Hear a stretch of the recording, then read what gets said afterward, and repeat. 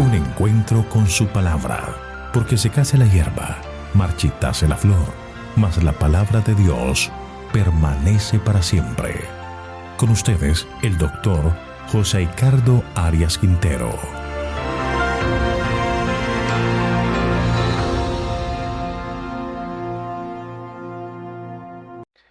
Hoy vamos a comenzar a estudiar un nuevo libro de la Biblia, que es el libro de Salmos.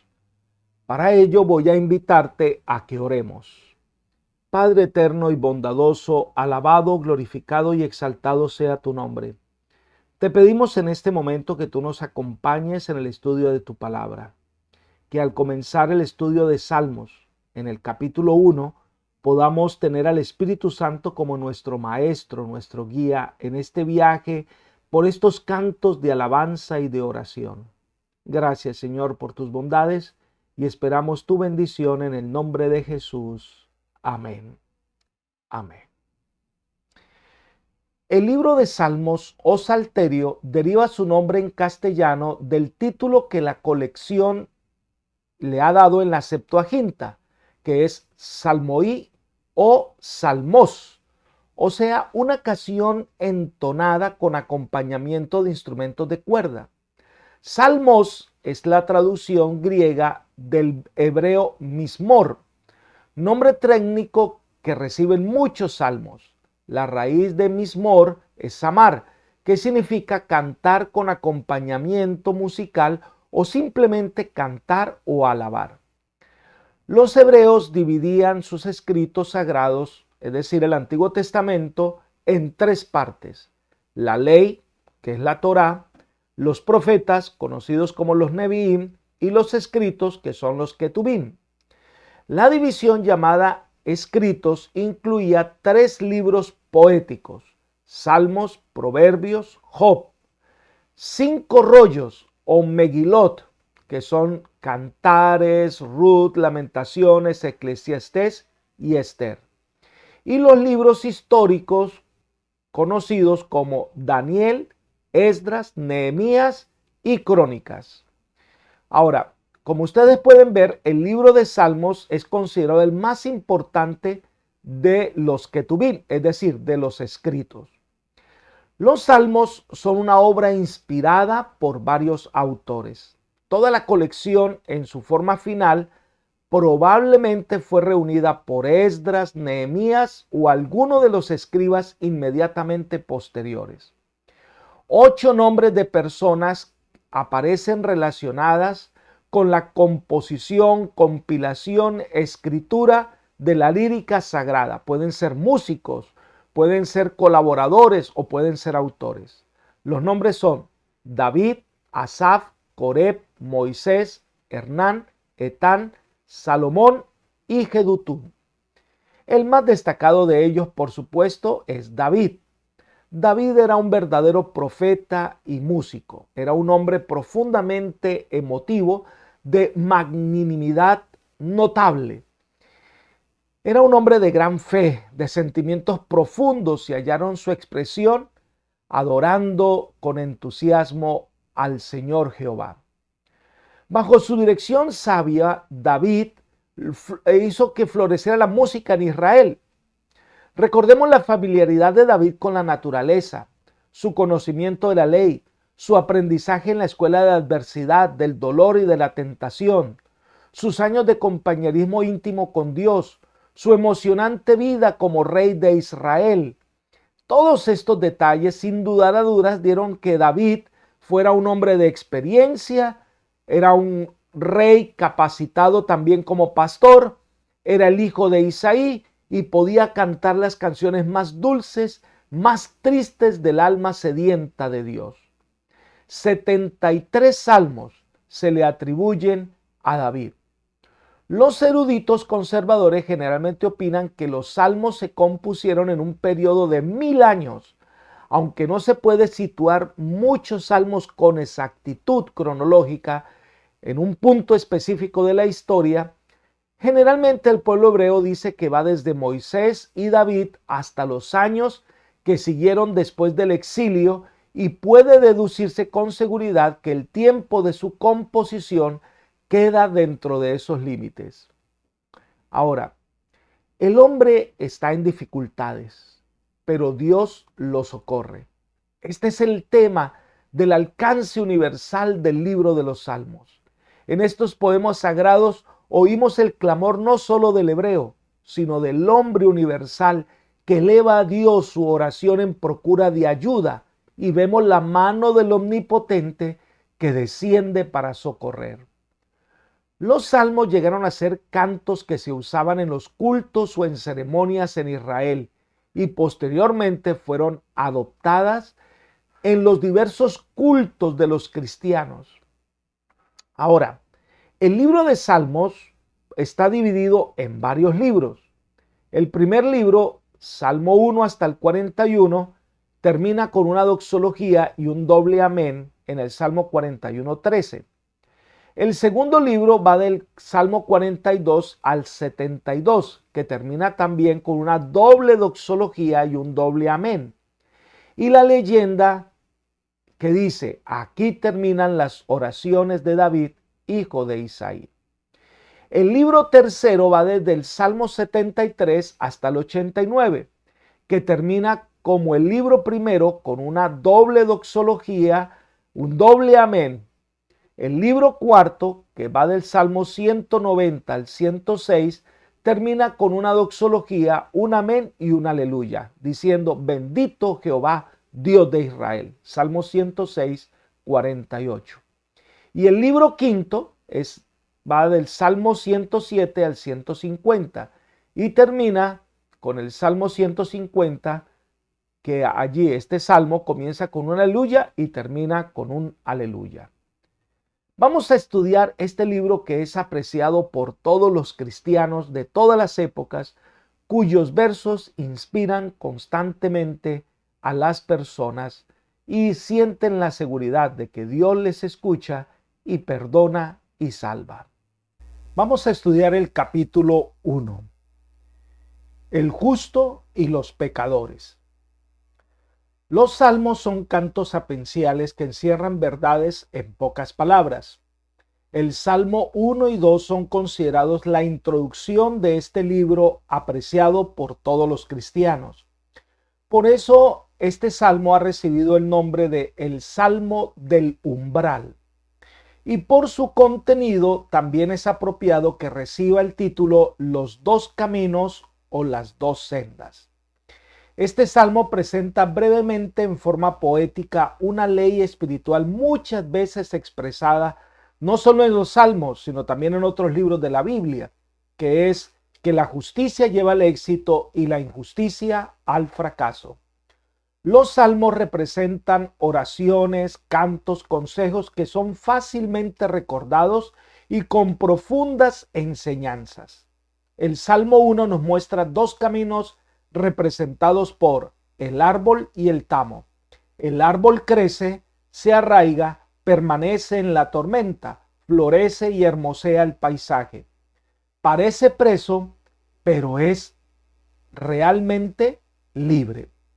El tamo parece libre, pero es preso por el viento, el clima, no se arraiga, no florece, no produce fruto y al final se prefiere al árbol que al tamo. Esa es la diferencia entre el hombre justo y el impío. El hombre justo representado por el árbol, el impío el tamo. Solo uno de ellos permanecerá para siempre. El Salmo 1 nos presenta el contraste entre el hombre sabio y el necio, el hombre prudente y el inicuo. Podemos decir que está dividido en dos secciones. Los Salmos 1, los versículos 1 al 3, describe la felicidad del bueno que deliberadamente evita el mal y proclama y deleita en la ley de Dios. Vamos a invitarte para que podamos leer los primeros 3 versículos de este salmo. Muy bien. Bienaventurado el varón que no anduvo en consejo de malos, ni estuvo en camino de pecadores, ni en silla de escarnecedores se ha sentado, sino que en la ley de Jehová está su delicia, y en su ley medita de día y de noche. Será como un árbol plantado junto a corrientes de agua, que da su fruto a su tiempo y su hoja no cae, y todo lo que hace prosperará. Muy bien, lo primero que vamos a analizar de este salmo es bienaventurado. Mire, bienaventurado aquel hombre que evita el mal. La palabra bienaventurado en el hebreo aparece 26 veces. 24 veces se traduce bienaventurado y 2 veces como dichoso. En este pasaje parece usarse como una interjección o la felicidad del hombre. La felicidad comprende bendiciones materiales y espirituales, puesto que ambas son el resultado de andar por el camino de Dios. Se trata de un profundo gozo y contentamiento en Dios. Comienza presentando lo que no hace y para eso muestra 3 verbos con la intensidad de la creciente etapa de aquellos que de pronto se dedican al mal. Bueno, estos 3 verbos son anduvo, estuvo y se ha sentado. Lo primero que dice es no anduvo en consejo de malos, es decir, su camino no fue definido por lo que los consejeros le decían. Yo quiero que miremos un comentario que hace la señora Elena de White que me parece oportuno en este momento. Ella dice lo siguiente: si pudiese persuadir a los jóvenes a asociarse con los puros, reflexivos y amables, el efecto sería muy saludable. Si eligen compañeros que temen al Señor, su influencia los conducirá a la verdad, al deber y a la santidad. Una vida verdaderamente cristiana es un poder para el bien. Pero por otro lado, los que se asocian con hombres y mujeres de moral dudosa, de costumbres y principios malos, no tardarán en andar en la misma senda. Y sigue diciendo ella lo siguiente: el impulso de las tendencias del corazón natural es hacia abajo. El que se asocia con los escépticos no tardará en llegar a ser escéptico. El que elija la compañía de los viles llegará seguramente a ser vil. El andar en el consejo de los impíos es el primer paso en la senda que conduce al camino de los pecadores y a sentarse con los escarnecedores. Así que podemos mirar lo que aquí la señora Elena de White enfatiza, que parece muy importante y oportuno en el estudio que vamos a desarrollar de este importante salmo, que nos habla de que él no estuvo en camino de los pecadores tampoco, es decir, no buscó asociarse con los malos, no se detuvo con los rebeldes que han caído en el hechizo del pecado y jugó con la tentación, pero tampoco se sentó en la mesa, es decir, la persona piadosa no se halla en compañía de los que premeditadamente eligen el mal y encuentran placer en ejercer su influencia perniciosa sobre otros. Es decir, no participó de sus escarnios, no comulgó con su forma de vida. Ahora, pasa a describir el aspecto positivo de la vida del piadoso. Si miramos el versículo 2 dice: sino que en la ley de Jehová está su delicia, y en su ley medita de día y de noche. El verdadero fiel hijo de Dios se pone de parte de la justicia, encuentra placer constante en reflexionar en la ley de Dios, estudia la palabra de Dios en forma habitual y regular. Este estudio no le resulta tedioso. Dice que medita en ella de noche y de día, es decir, no solo la lee, sino que la palabra de Dios es el tema de sus pensamientos y aplica sus enseñanzas a su vida. Ahora, tomando esta enseñanza importante, veamos lo que la señora Elena de White recomienda para que nosotros podamos apreciar este versículo de manera apropiada. Ella dice: necesitamos de continuo una nueva revelación de Cristo, una experiencia diaria que armonice con sus enseñanzas. altos y santos resultados están a nuestro alcance. El propósito de Dios es que progresemos siempre en conocimiento y virtud. Su ley es eco de su propia voz, que dirige a todos la invitación. Sube más arriba, sé santo, cada vez más santo. Cada día podemos adelantar en la perfección del carácter cristiano. Esto está en Ministerio de Curación, página 403. Así que ahí está la parte positiva del cristiano, ¿verdad? Y una vez que habla de la parte positiva, que se deleita en la ley de Dios y medita en la palabra de Dios de noche y de día, entonces presenta los resultados de esto. Dice que es como árbol plantado, habla de permanencia y prosperidad. Aún en medio de las tormentas, de noches oscuras, este árbol permanece. Un hijo de Dios arraigado en la fe de Dios no es fácil de ser arrebatado. Como resultado de su consagración, la palabra de Dios, esta persona piadosa se le prometen 3 bendiciones. Número 1, que vivirá una vida útil, porque dice producirá los frutos del Espíritu. Número 2, que siempre estará lozana y vigorosa. Y número 3, que finalmente triunfará en sus empresas. Así como el árbol se arraiga en tierra firme y absorbe la humedad del manantial, también las personas piadosas echan raíces en la salvación y toman de la palabra de Dios el alimento. Entonces se vuelven firmes, sólidos, seguros. Así que aunque sobrevengan las dificultades y las tentaciones, se mantendrá firme. Y aunque vengan las pruebas, él no va a dudar en entregar su vida al Todopoderoso. Miremos el siguiente comentario de la señora Elena de White, hablando de ese árbol que produce frutos y su fruto permanece para siempre. Ella dice lo siguiente: procurad ser un árbol de hojas perennes, llevad el ornamento de un espíritu humilde y tranquilo que a la vista de Dios es de gran precio. Atesorad la gracia del amor, el gozo, la paz, la paciencia, la benignidad, la bondad, la fe, la mansedumbre, la templanza. Ese es el fruto del cristiano. Plantado junto a los ríos de agua, siempre da fruto a su tiempo. Esto está en Manuscritos 39 del año 1896.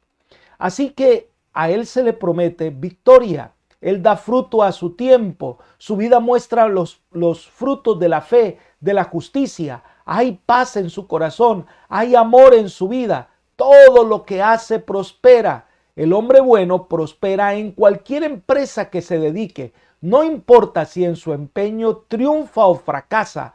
La confianza que tiene en Dios permite que el bueno extraiga vida de la fuente eterna y llegue finalmente a la meta que se ha propuesto, que es estar con Jesús por la eternidad.